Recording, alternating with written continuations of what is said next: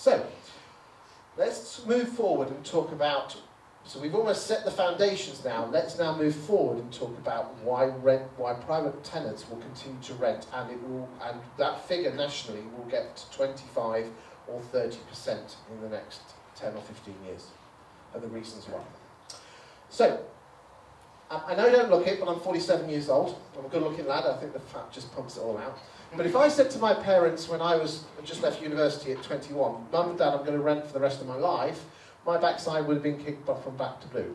So what happened is that when you were 21, you came out of university, you saved like hell, you had a bottom drawer, so I'm sure many of you in this room can remember the bottom drawer, and you didn't go on holiday, you didn't have the mobile phone, and you went without, and you saved like hell for your 5% deposit.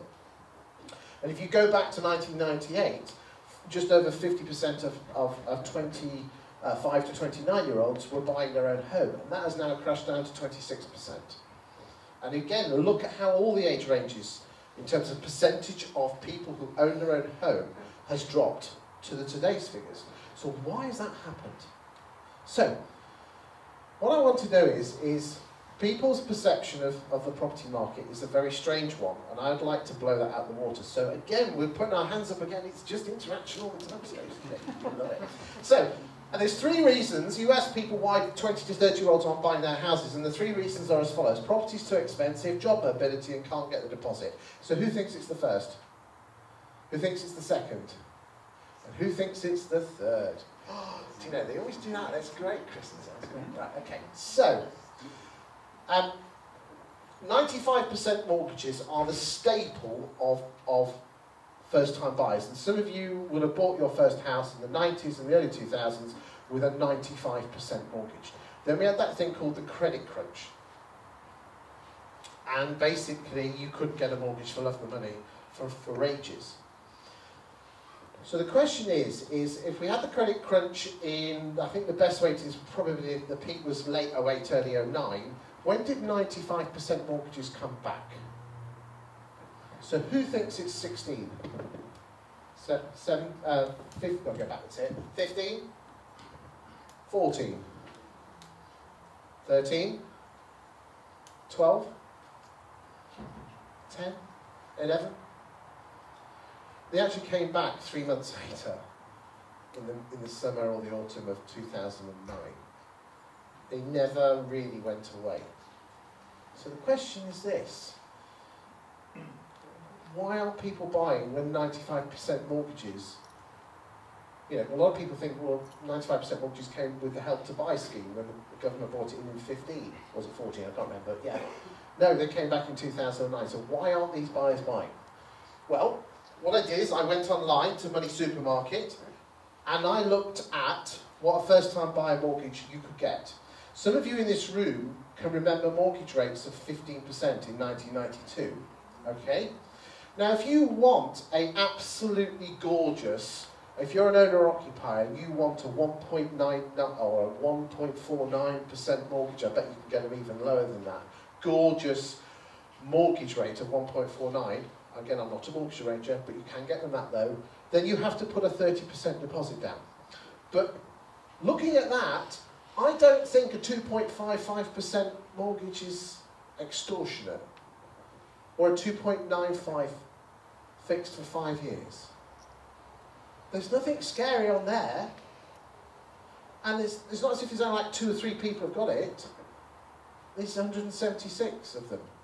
Would it surprise you that Barclays do 100% first-time buyer mortgage, and have done for the last of the year? So, Pear Tree area. You can buy yourself a 2-bedroom terraced house. Okay, it's not a brilliant area, but it's still a house, a home, for 85 grand. And if I bought that, not to a deal, because I'm a dealer, you know, knock 2.5 grand off, I'm going to buy it for 82.5. Okay, I've got to save a deposit of £4,800, which is a lot of money.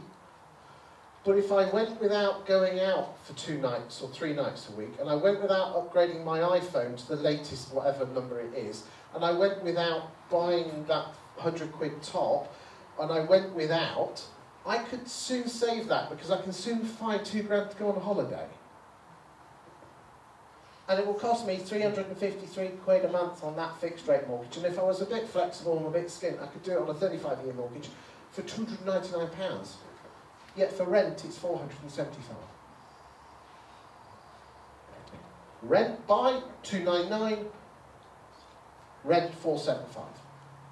And yes, it's Kate. It's not 30 grand. It's not 50 grand. It's not the house I necessarily want to buy, but at the end of the day, I can buy it if I want to. The issue is this. These youngsters have been living in 2-bedroom terraced houses, and then what's really weird is this. If I want to live in a modern 3-bedroom, absolutely gorgeous semi in Mickleover, where's Andrew? Where are you? Where are you?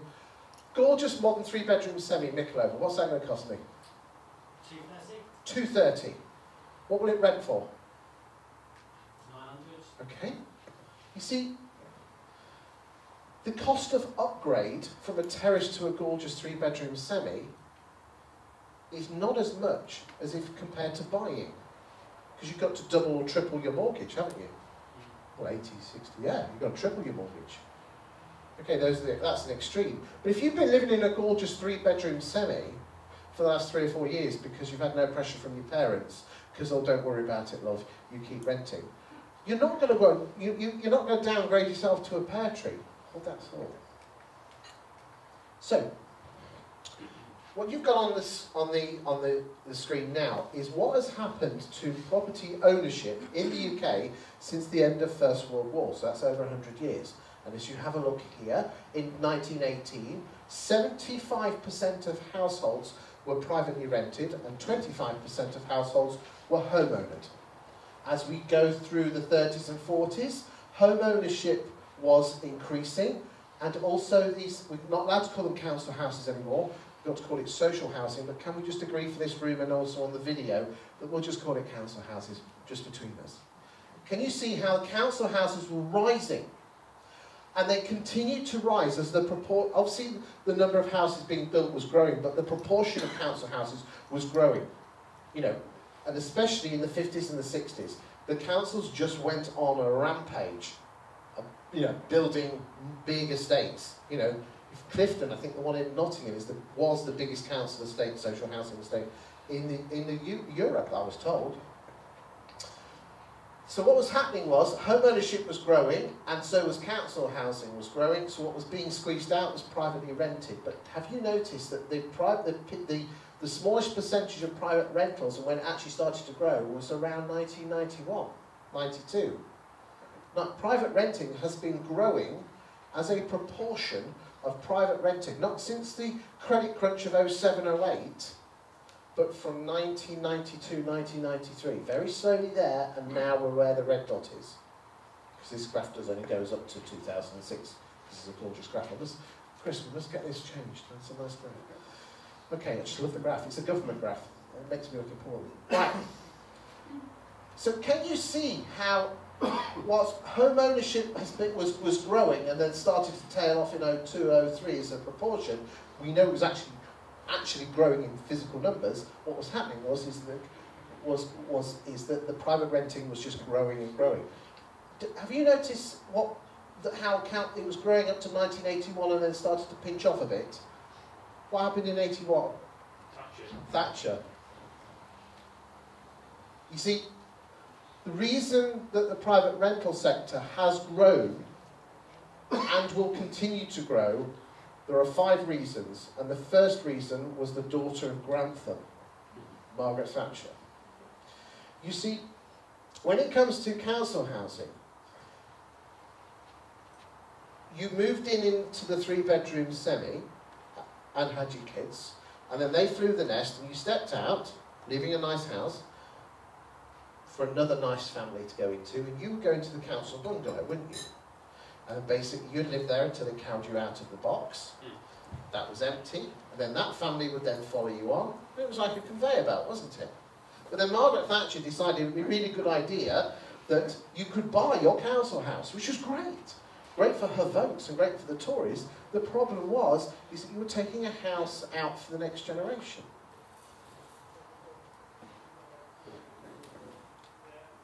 The second reason why private renting has grown and will continue to grow is the Housing Act 1991. 88, sorry. And the Housing Act 1988 created the assured short-hold tenancy. Who here was a landlord before 1988? You remember things like protected tenancies and regulated tenancies, and basically if you didn't serve particular bits of paper, the tenant could live in it for life at like £1 a year, and then could pass the property on to their children, and wait for it, and their children as well. And if you wanted to get someone out, you're more likely to see a unicorn. Yeah? It was a nightmare.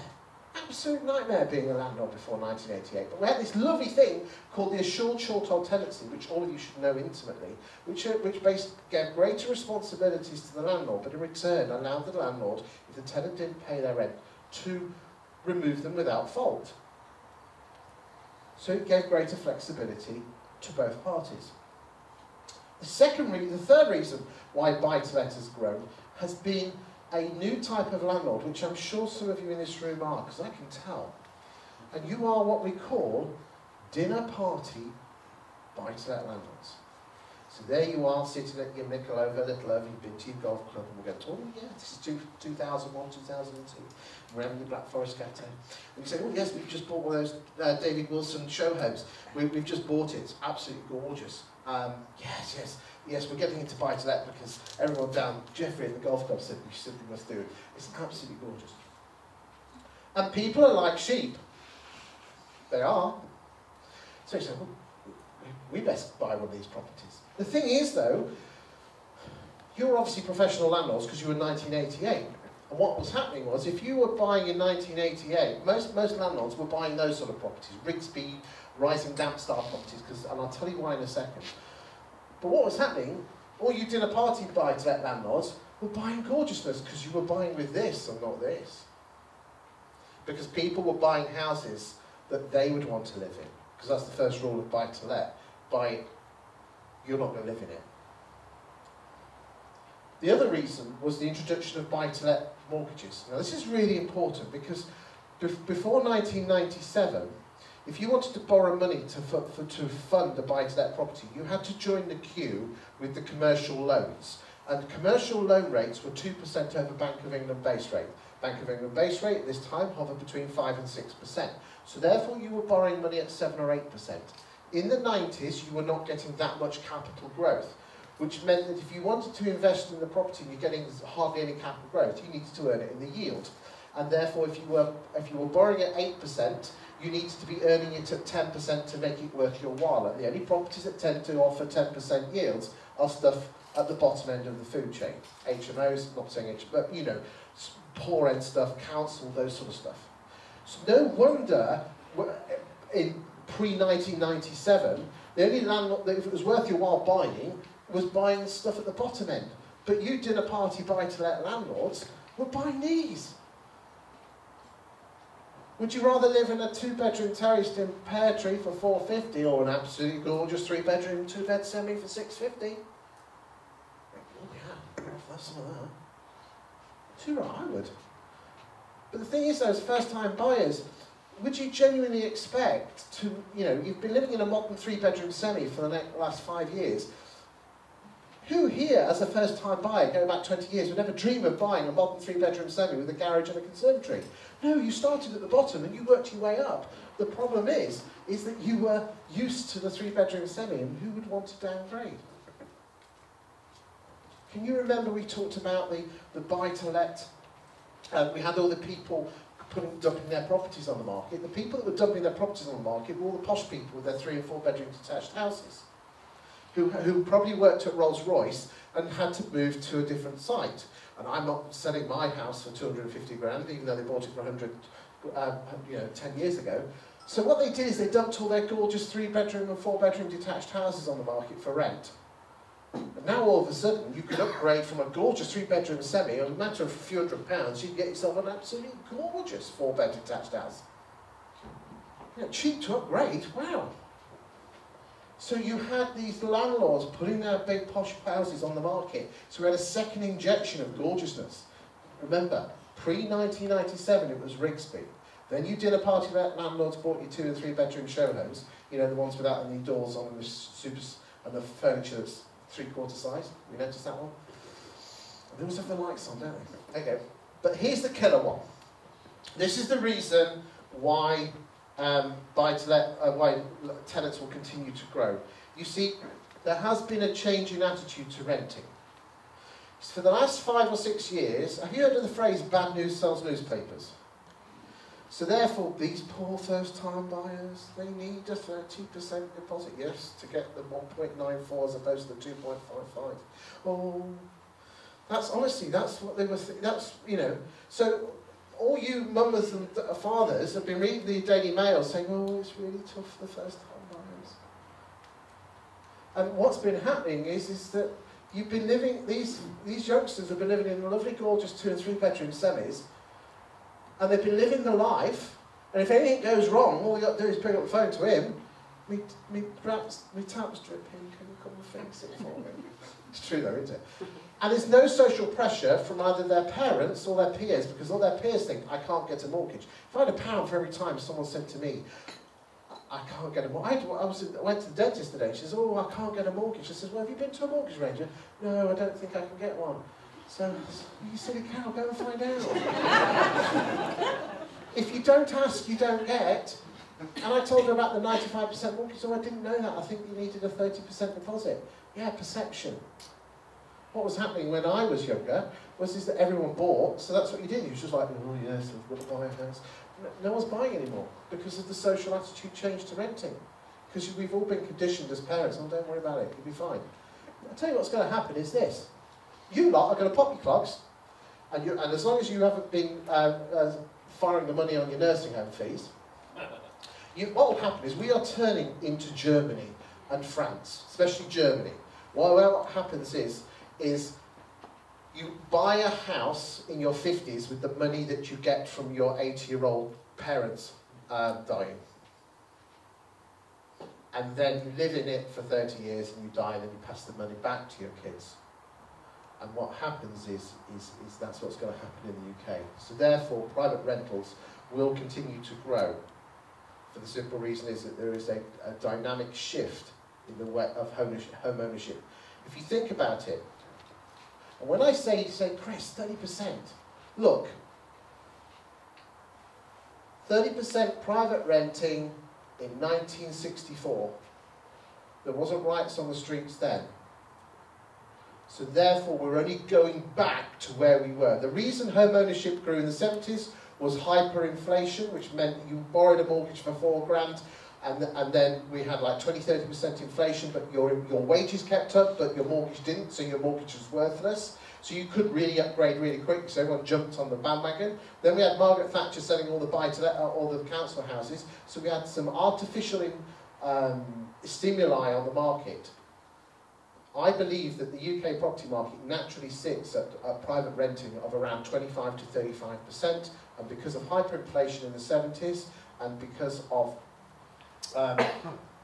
council house sell-off in the 80s, we are only returning back to where we were in a natural state, and that is why private renting will continue to grow.